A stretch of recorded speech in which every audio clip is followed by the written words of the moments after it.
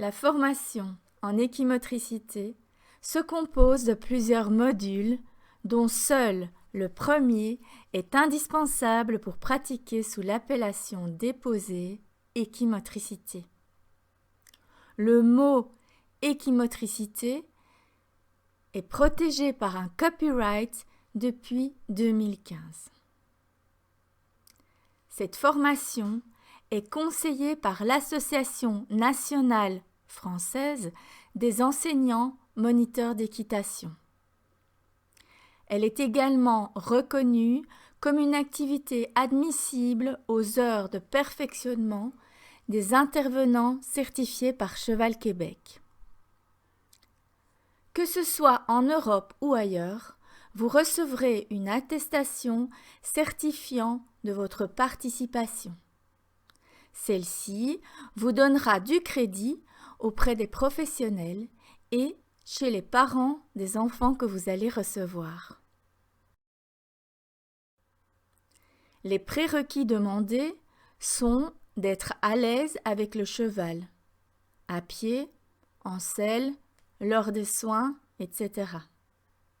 Idéalement, mais c'est facultatif, être au niveau du brevet étrier d'or pour la Belgique ou équivalent, par exemple Gallo 4 pour la France, ainsi que d'être intéressé par la pédagogie qui associe les enfants et les poneys. Deux possibilités pour suivre la formation de base. Une formation à distance plus 4 jours de pratique en présentiel. Ou alors une formation complète sur site chez moi en Belgique. La formation en équimotricité se compose de plusieurs modules dont seul le premier est indispensable pour pratiquer sous l'appellation déposée équimotricité.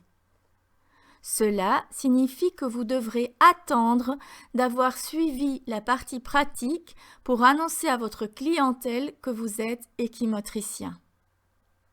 Par contre, vous pourrez déjà essayer sur le terrain en pratiquant avec vos groupes, ceci en mentionnant par exemple que vous êtes en cours de formation équimotricité.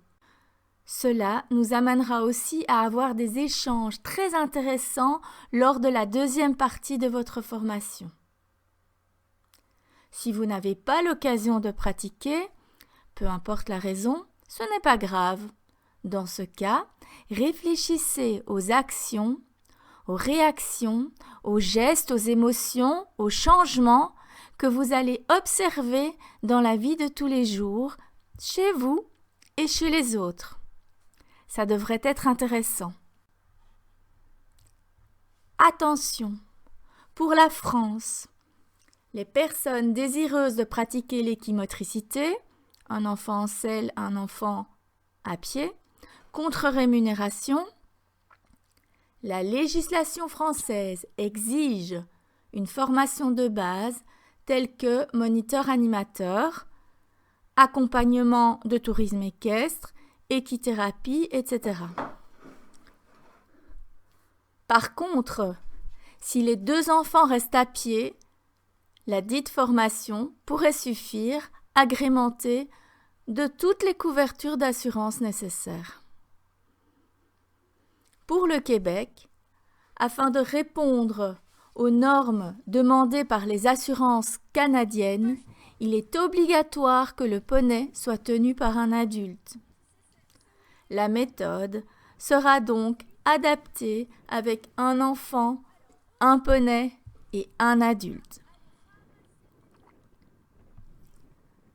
Les autres modules, ils sont facultatifs et à suivre en fonction de vos objectifs personnels et professionnels.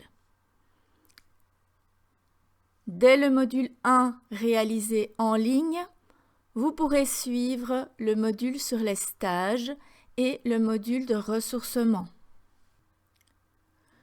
Quand vous aurez complètement terminé le module de base, vous aurez accès au module sur les apprentissages scolaires et à celui sur la voltige.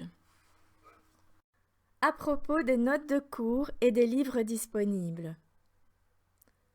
Lors de votre inscription, vous recevrez les notes de cours qui vous permettront de suivre les vidéos.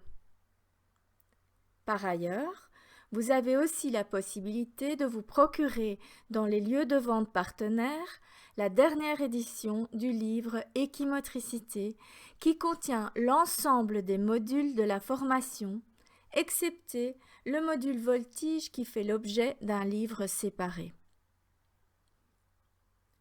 Il y a aussi la collection Correspondance qui est fort intéressante pour réaliser une série de séances sur la même thématique. Ou encore la série Correspondance Album à jouer si vous désirez soutenir vos leçons avec un livre à raconter. Il y a également le livre sur les personnes âgées intitulé Rendez-vous des aînés.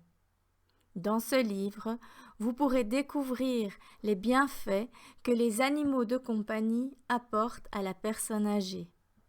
Des influences positives multiples, notamment sur le système sensoriel, sur la motricité globale, sur les capacités cognitives et sur les capacités socio-affectives.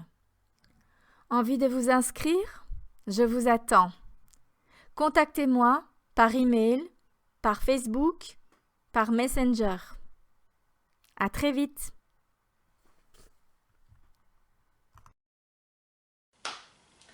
L'être humain est un être psychomoteur à prendre dans sa globalité.